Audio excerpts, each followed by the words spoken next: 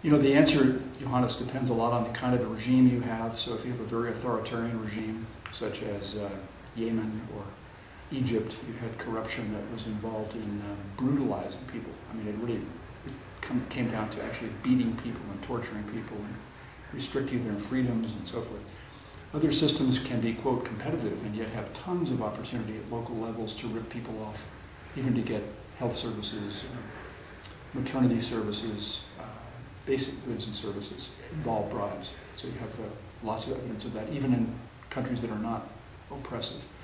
But I guess I think that if you had a hierarchy of sins about corruption that hurts a society, I would put at the top the corruption that undermines the three basic institutions of any economy, which are property rights, justice, and credit.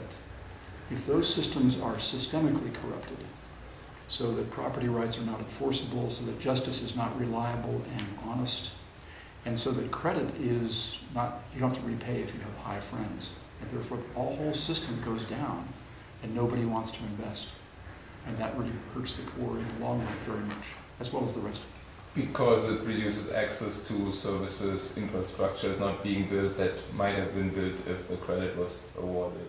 Well, I'm thinking more of the credit that you and I get to, as private investors, to build, not just the government credit to build a road, but the private credit you need to set up a company, and or to set up anything, buy your house.